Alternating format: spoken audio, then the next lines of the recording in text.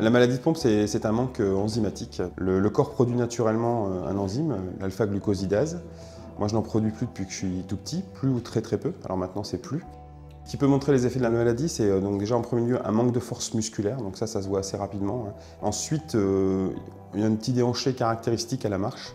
Donc c'est-à-dire que le bassin a tendance à partir un peu de chaque côté parce qu'évidemment il n'a plus les muscles pour le retenir correctement. Et puis une difficulté à la marche longue. On ne peut pas guérir de cette maladie, c'est impossible. Le muscle est encore vivant, le muscle n'est pas, on ne peut pas le greffer, donc tous les muscles qui ont été atteints, qui ont été détruits, en fait, se le sont définitivement. Hop là, le missile anticipé que je t'ai mis.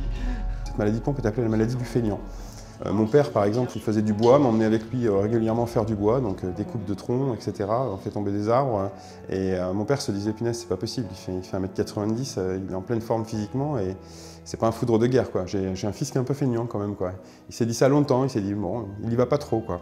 Alors maintenant, évidemment, il se rend compte de la chose, il s'en est énormément voulu, bon, ce que je lui ai dit, tu ne pouvais pas savoir. Donc j'ai été diagnostiqué, j'avais 40 ans. Ouais. Mon médecin traitant m'a envoyé voir un neurologue. Ce neurologue, lui, me voit entrer dans le cabinet avec ma démarche caractéristique et me dit « je sais ce que vous avez, on va faire des tests complémentaires, mais je sais ce que vous avez ». J'ai été très surpris. Je ne sais pas ce qu'est une maladie neuromusculaire à l'époque. Je ne pensais pas que le corps pouvait détruire lui-même ses muscles. Ma réaction était de pleurer pas parce que j'avais une maladie, mais parce que j'étais content qu'on ait trouvé une maladie et que ce n'était pas moi qui manquait de mental ou qui manquait de tout. Donc c'est vrai que ça a été assez compliqué. Donc dans l'esprit, c'est assez compliqué. On vous annonce que vous avez quelque chose, et vous êtes content de l'avoir quand même, parce que vous vous dites ça ne vient pas de moi. Passer de 15 ans de sapeur-pompier à myopathe avec des chutes régulières, etc., la marche était assez haute. Il y a aussi toutes les formes d'inquiétude.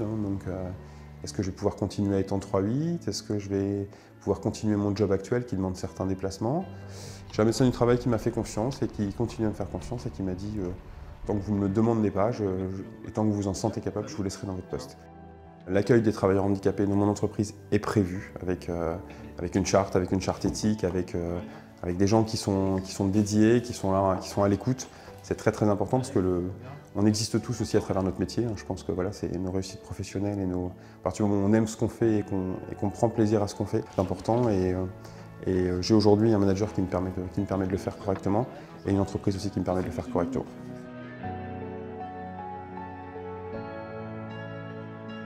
Des choses qui paraissent beaucoup plus superficielles.